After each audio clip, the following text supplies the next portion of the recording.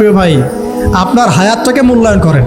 আজকেই তওবা করে ফিরে আসেন, 5 ওয়াক্ত নামাজি হয়ে যান, সময় অপচয় বন্ধ করেন, যৌবনকালটাকে কাজে লাগান, সিরিয়াস হন, জীবনটার ব্যাপারে সিরিয়াস হন। জীবনটা কিন্তু হেলায় খেলার বিষয় না। একবার চলে গেলে, একবার মৌত হয়ে গেলে কান্নাকাটি কোটি কোটি বছর করলে আল্লাহ পাক আর দ্বিতীয়বার পৃথিবীতে ফিরাই দিবে না, দিবে? তো কি কারণে আমরা আমাদের সময়টাকে হেলায় নষ্ট করছি?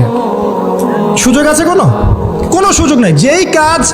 যেই কাজের পরকালীন কোনো ফায়দা নাই সেই কাজে আমি নাই। সোজা কথা বোঝেন? যেই কাজে পরকালের কোনো ফায়দা নাই সেখানে আমি নাই, এরকম আকীদা লাগবে। ইলম অর্জন করবেন কেন? পরকালের ফায়দা আছে তাই। নামাজ কেন পড়বেন? পরকালে ফায়দা আছে তাই। প্রেমের সম্পর্ক করব না কেন? পরকালে ফায়দা নাই তাই। এই মিউজিক শুনবো না কেন? আমি পরকালে কোনো ফায়দা নাই তাই। আমি অহেতুক এসব টিকটকের পিছনে ঘুরবো না কেন? পরকালে কোনো ফায়দা নাই তাই। যে কাজ পরকালে ফায়দা দিবে আমি সেই কাজে আছি। পারা যাবে ইনশাল্লাহ? আল্লাহ তৌফিক দান করুন। যুবক ভাইদেরকে আমি অনুরোধ করবো যে আপনাদের যৌবনটা আগামী মুসলিম উম্মার ভবিষ্যৎ। এই যে বলে না যে জাতির কাণ্ডারি হবে অমুক তমুক, কেউ জাতির কাণ্ডারি হতে পারবে না। জাতির কাণ্ডারি যদি হতে চায় তাহলে মুসলিম যুবকরাই হতে পারবে ইনশাআল্লাহ।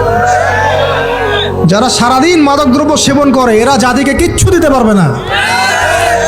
যারা সারাদিন হকি স্টিক নিয়ে ঘুরছে আর নির্মমভাবে মানুষকে মারছে এরা জীবনেও জাতিকে কিচ্ছু দিতে পারবে না। ফাসাদ সৃষ্টি করা ছাড়া কিচ্ছু করতে পারবে না এরা। দেশকে, জাতিকে এবং উম্মাকে যদি এগিয়ে নিতে হয় শুধু মুসলিম যুবকরাই পারবে ইনশাআল্লাহ।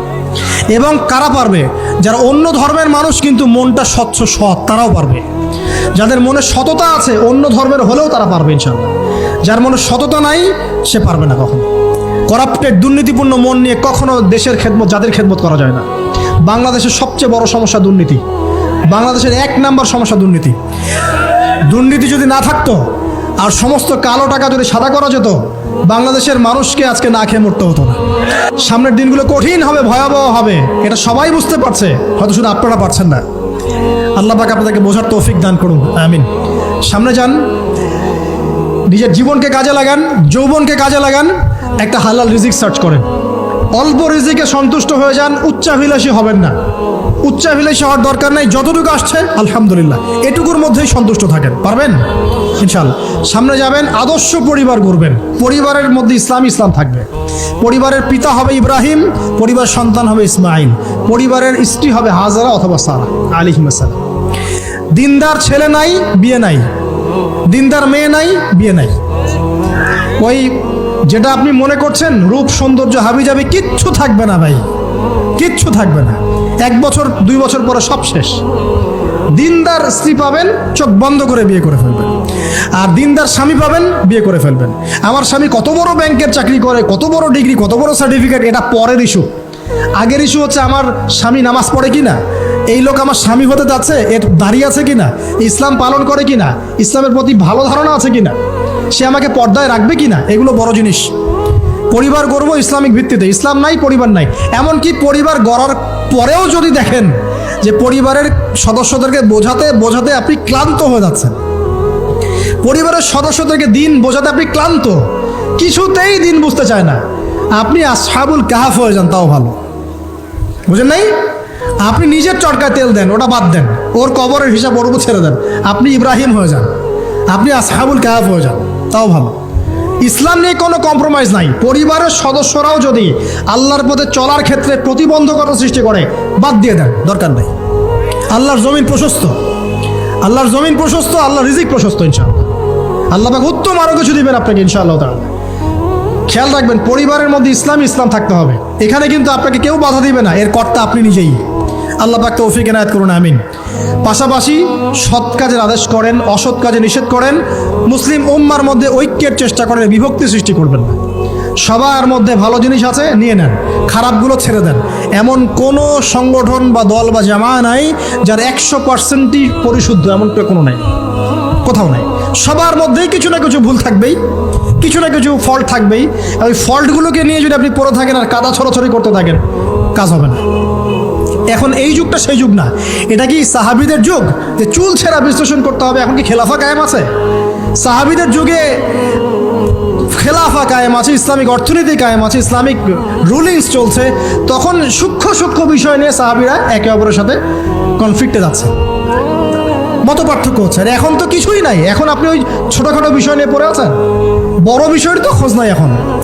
আল্লাহ পাক আমাদেরকে বোঝার তৌফিক এনায়েত করুন, আমিন। সামনে এগিয়ে যাবেন এবং দিনের জন্য কিছু করার চেষ্টা করুন। আপনার জান, আপনার মাল, আপনার সময় শ্রম দিয়ে ইসলামের জন্য কিছু করে যাওয়ার চেষ্টা করেন। কিছু না পারেন একটা এতিমখানা করেন, একটা মাদ্রাসা করেন, একটা মসজিদ করেন, ঠিক আছে, একটা সামাজিক সংগঠন করেন, একটা কি বলবো, আপনি যদি পলিটিক্সও করেন করেন, কোনো সমস্যা নাই, কিন্তু এটাকে ভালোর দিকে নিয়ে আসেন, ন্যায়ের দিকে নিয়ে আসেন। দুর্নীতি অন্যায় বাদ দেন, অন্যের ক্ষতি করা বাদ দেন, অন্যের গীবত তহমতের সংস্কৃতি বাদ দেন, ভালো কিছু করেন, সামাজিক কাজ করেন, মানবতার কাজ করেন।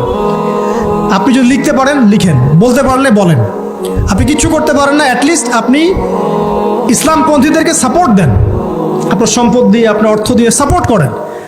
কিচ্ছু করতে পারছেন না, কিছুই করার ক্ষমতা নাই, নিজেকে নিয়ে ব্যস্ত থাকেন, আগুন উস্কে দিয়েন না। মনে করেন আপনার কিছু করারই ক্ষমতা নাই, কোনো যোগ্যতা নাই, ঠিক আছে, আপনি চুপ থাকেন, অ্যাটলিস্ট আপনি আগুন উস্কে দিয়েন না, নিজেকে নিয়ে ব্যস্ত থাকেন, আপনি আপনার কাজ করেন। আল্লাহ পাক আমাদের সবাইকে দিনের জন্য কিছু করার তৌফিক দান করুন, আমিন।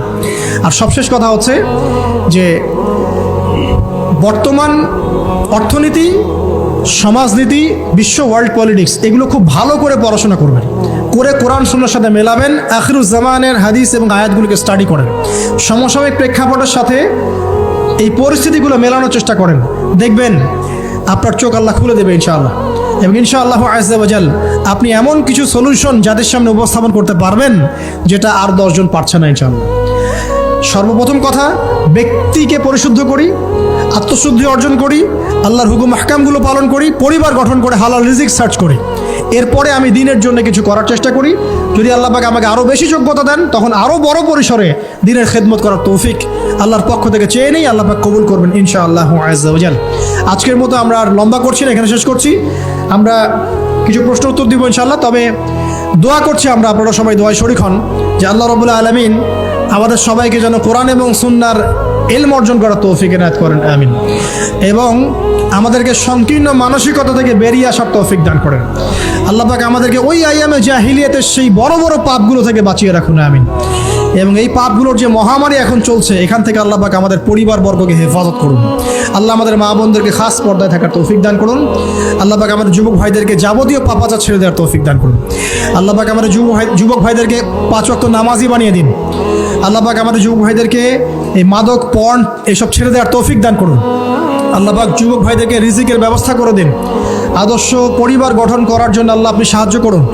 আল্লাহ পাক আমাদের বাচ্চা যারা আছে, কচি কাঁচা বাচ্চা, এদেরকে ইসলামিক আদর্শে বড় করার তৌফিক দান করুন। আল্লাহ পাক আমাদের ঊর্ধ্বতন কর্তৃপক্ষ যারা থাকবে, প্রশাসনে, রাষ্ট্রে, যে যেখানেই থাক, আমরা দোয়া করি আল্লাহ পাক সবাইকে ঈমান দান করুন, আমিন। এবং আল্লাহ পাক তাদের গুনাহগুলোকে মাফ করে দিন। আল্লাহ পাক তাদের হাতকে শক্তিশালী করুন এবং তাদেরকে মুসলিম উম্মার জন্য কাজ করার তৌফিক দান করুন এবং ইসলামের শত্রুদের বিরুদ্ধে তাদেরকে শক্ত অবস্থান নেওয়ার তৌফিক দান করুন, আমিন।